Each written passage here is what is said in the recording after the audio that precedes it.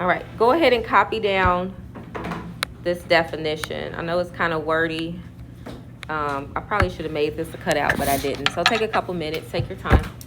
The first thing is one of the first things you're going to have to do on the quiz is tell me if it is a polynomial function.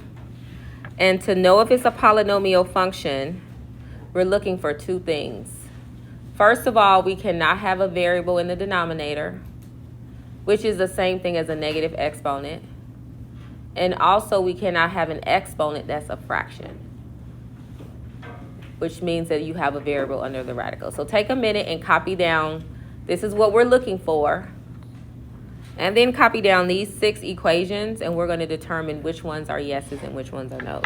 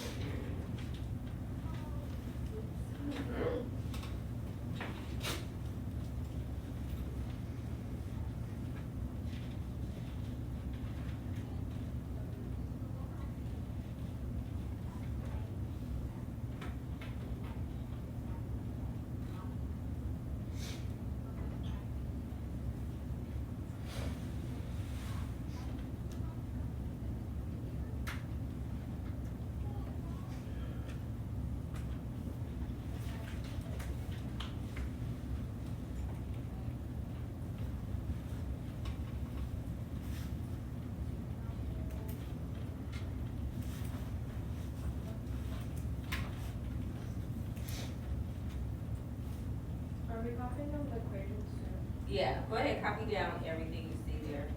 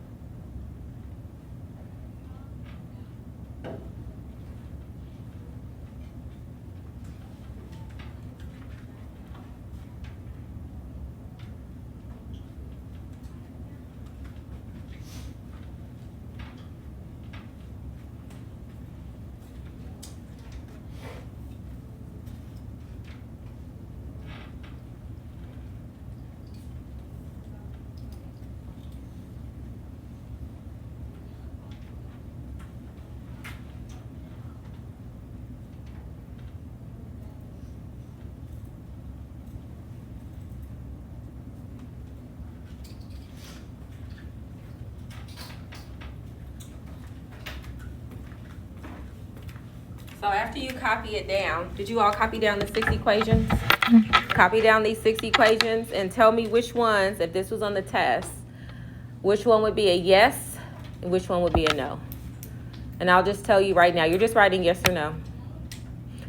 So 3 of them I'll tell you are no.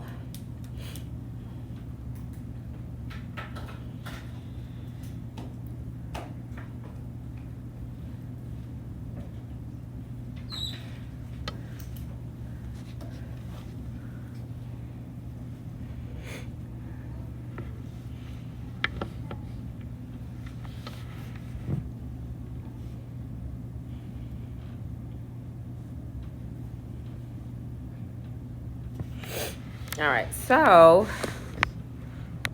the ones that are no are here, here, and here. These are all they're not polynomials. They may be functions, meaning they'll pass a vertical line test. You won't have any repeats in your domain, so they're functions, but they're not polynomial functions. And they're not polynomial functions because they have radicals, variables in the denominator, or exponents that are variables with exponents that are fractions. Now, if they are a polynomial function, we have to state the degree. The degree is the highest exponent. So the ones that are a yes, what would be my degree? What's your highest exponent? This is one of the first questions in homework 13. 2. This is my highest exponent, so that would be my degree. This one down here is a yes. What do you think my degree is? 3. The last one is a little tricky though. What do you think my highest exponent is? 1. What else? Anyone else have another guess? It's actually 0. If it were 7x, then my highest exponent would be 1. If you don't see a variable, the degree is 0. It's a constant function. It has a degree of 0. The next thing we're going to talk about today is finding your zeros, okay? Now, this next slide is not something you need to write down because this is a math definition, which is written in a way that we probably don't understand. So we're not even going to worry about this. But this is the only thing you do need to know. Is that standard form, and you may not need to write this down, means that you have no parentheses. It is fully multiplied.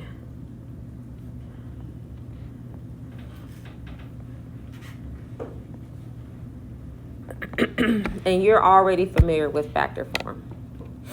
Factor form, when we have factor form, it is in parentheses. And that's really the main thing to keep in mind, because you will have to write equations on the next quiz and on the next test. You will have to write them in standard form, which is a little bit more work. And you will also have to write them in factor form. And we're going to practice this a lot as we move through chapter 4.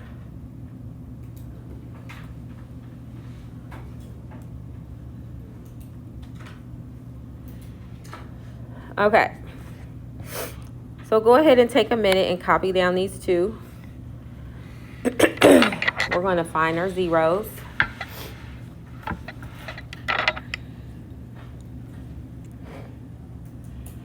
And in order to find the 0, it has to be in factor form.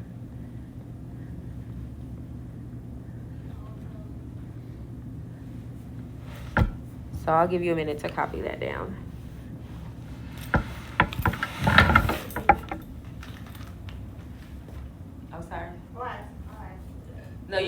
A and B. Just write them down. It doesn't take a lot of space either.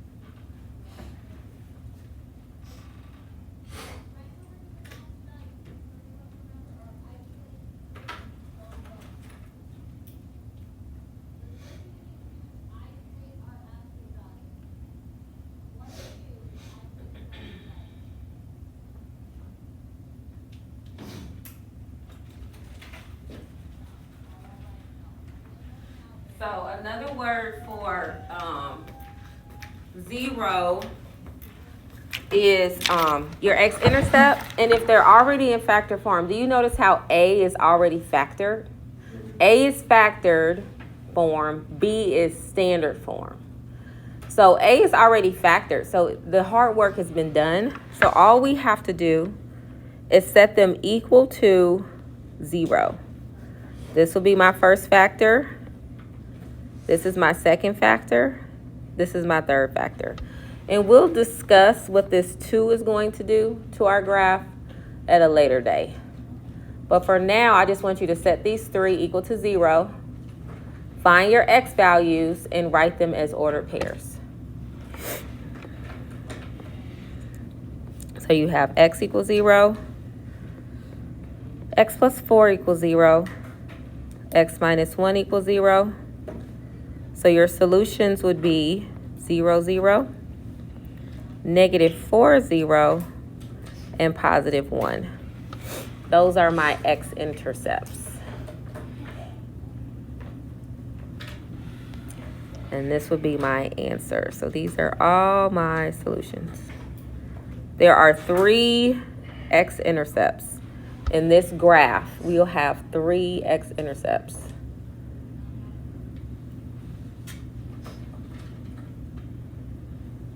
Now for question B, B is not factored, so we have to factor it. And the first step in factoring is look for a GCF. So this is a 5th degree because your highest exponent is 5. Do we have a greatest common factor though? What can I factor out of all 3 terms? X to the power of what? You can go higher than 2. 3, yep. So let's take out x cubed, which means we're going to have x squared plus 3x minus 10. And factoring is one of those skills that never goes away because we need to factor this down. Go ahead and factor that down.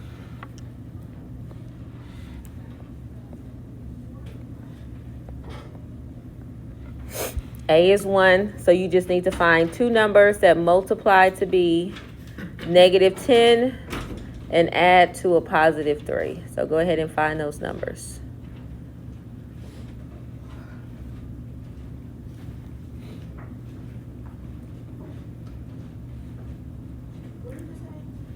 So we need to factor what I highlighted in blue.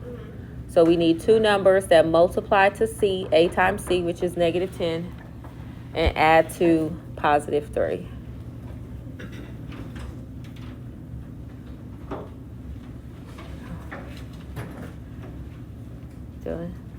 Thank you.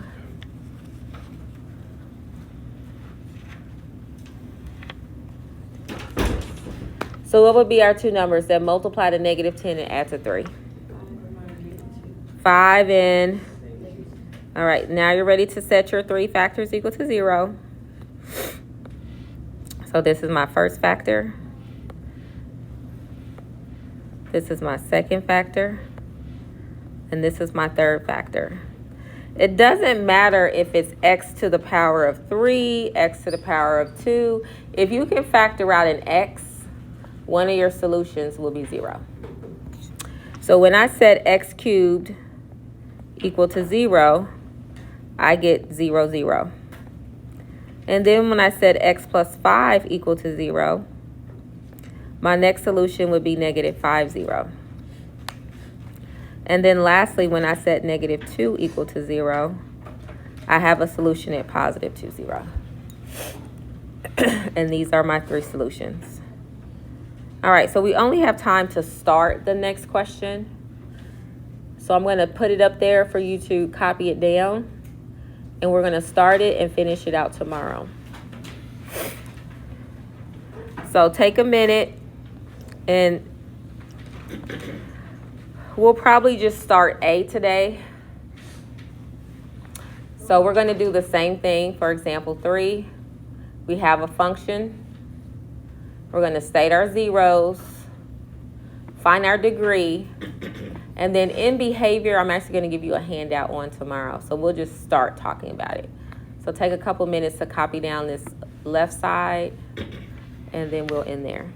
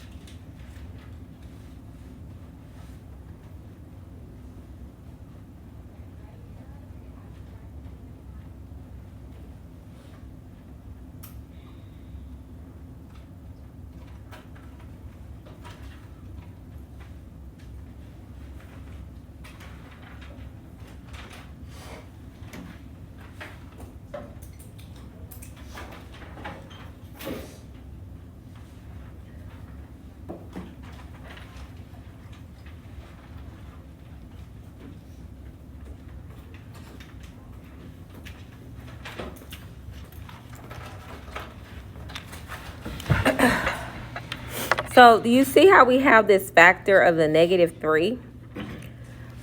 If it's not a factor that contains a variable, it does not give you a 0.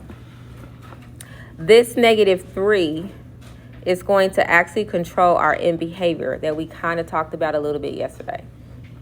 So this is not going to contribute to my zeros. I have 2 zeros.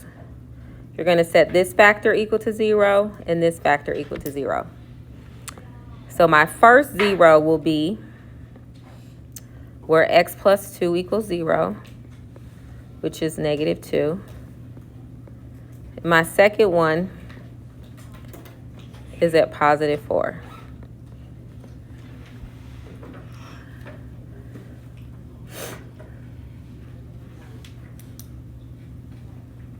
And we'll talk again tomorrow or Monday about how this exponent on this factor is going to affect that. Because this x squared does affect this 0, but we'll talk about that on either tomorrow or Monday. To find your degree, you have to add your exponents on your factors. So this factor has an exponent of 2. And what is the invisible exponent on this x minus 4 factor? 1. 1. Constants have an invisible power of 0. So this has a 1. When you add the 2 plus 1, we get that this is a third degree. And the only thing I want you to know for today, and we'll pick up here tomorrow, is that when you have an odd degree, odd meaning an odd number, like 1, 3, 5, 7, 9, you have an opposite, you have opposite arrows. So that means that one side is going to go up and the other side is going to go down. And we'll talk about how to figure out what side goes up and what side goes down more tomorrow. So we'll end there and we'll pick up here tomorrow.